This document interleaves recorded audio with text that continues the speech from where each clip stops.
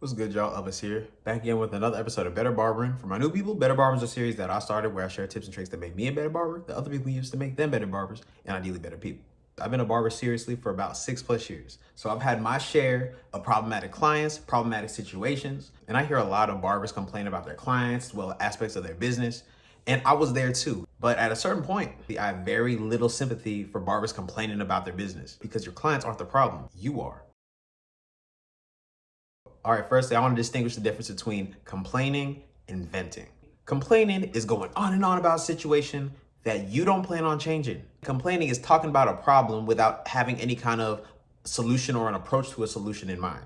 You're just telling the story to tell the story. Venting can sound a lot like complaining. Venting is getting shit off your chest so you can look at the situation more practically later. You can come to a solution later. You might not be thinking about the solution as of right now, but you're solution oriented in the sense of you're not exacerbating the problem or just putting the problem off just so you have an excuse to complain about it.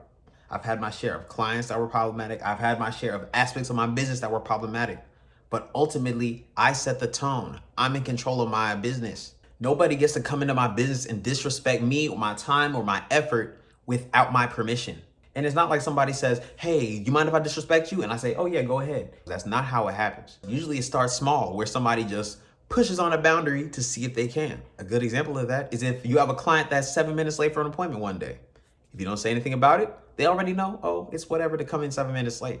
So they know that boundary is soft. So they pushed it already that 7 minutes, and problematic clients tend to try to see how far they can push that. It can go from 7 to 11 to 15 to 20.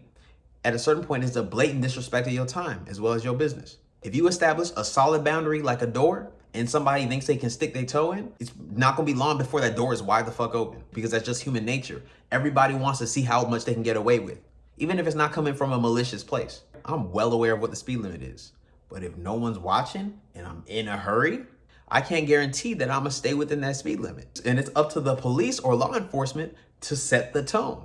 I know going 5 to 10 miles above the speed limit doesn't mean that much to me. But after a few years of doing 5 to 10, and if I like days that I'm in a rush, I'm thinking, shoot, let me go 20. And personally, if that never gets checked, shoot, I'm thinking I could go 30. But once I get a ticket, that sets the tone. And when I got a speeding ticket, actually, after I got a few speeding tickets, that conditioned me to ease up on the gas. Even now when I'm driving on the highway and I'm in a rush and I got a free open lane, the impulsive part in the back of my head is like, gun it, just go for it.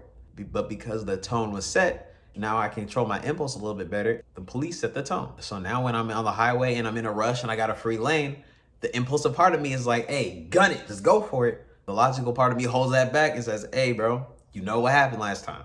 But so like people being late is a big thing for me. But for a lot of people, their relationship with time is a lot more loose, a lot more fluid. So they're not super concerned about people being super on time.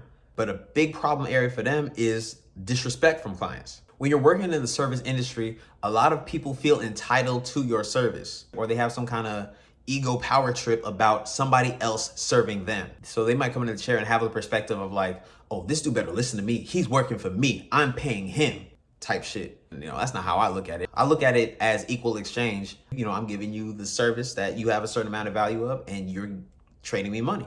But then outside of that, respect is required, or we're not doing business. Because you're a human, you come in, I treat you with a human level of respect. So if the respect you're giving me is lacking in any fashion, you're not my client, we don't gotta do business. But there's a lot of barbers that are more pressed about the monetary transaction versus like the energy exchange between the client and themselves. For me, the money doesn't mean anything if you disrespect me, get the fuck out. You cannot pay me to do some shit I don't wanna do. I'm not knocking it, but there's other people that have a price for what they're willing to put up with. But as an independent contractor, you set up your own business. You set the tone for how people are gonna interact with you.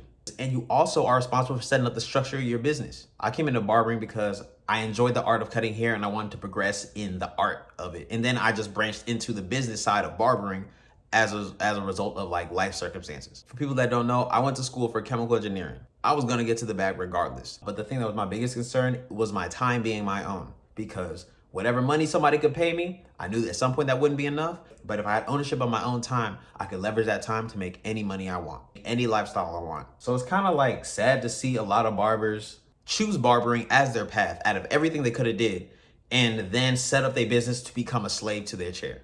because slavery is a choice, especially when I'm talking about this, because you literally have the option to choose every aspect of your life. But there's barbers that still choose to have a miserable work environment and a miserable work-life balance. I love this industry because it allowed me to create a work-life balance where I don't have to deal with anybody I don't want to, and all the people that I do deal with benefit my life as well as I benefit them.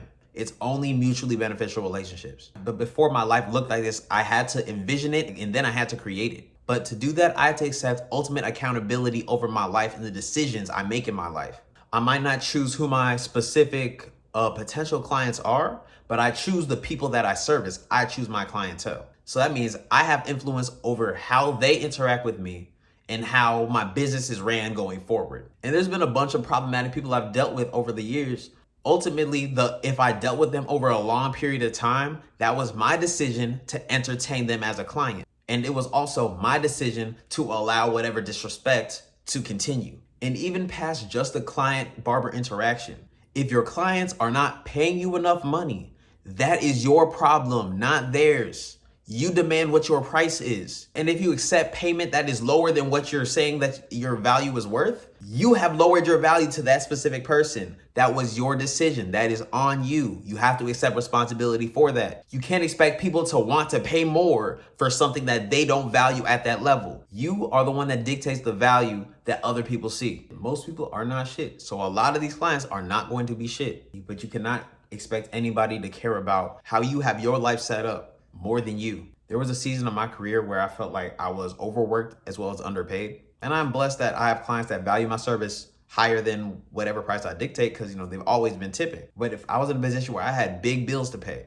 that I didn't have the money for, the fault isn't my clients. I know a lot of barbers that kind of blame their clients when they're lacking in money. The thing that has me fucked up about that is it's nobody's responsibility to pay the bills I'm paying. If my family needs to eat, it's not on anybody else but me. It's my family. If I'm not willing to take the accountability and take the incentive to change my business so I can provide better for my family, that is my fault and my fault alone. Nobody gonna care about your shit more than you. So if you're not putting in the work, nobody's gonna put in the work. All right, y'all, that's all I got for today. I'm not gonna front, I'm a little warm. I don't know if I got hot just because I was feeling a little passionate about this or if it's just I need to turn the AC up. Either way, I appreciate y'all watching. If y'all got any game, go ahead, like and subscribe. If you haven't already, follow me on Instagram as well as TikTok. Go ahead and follow me at Better Barbering as well as at Cuts by Elvis. But appreciate y'all. Till next time, Crabbed Over Clout. I'm out.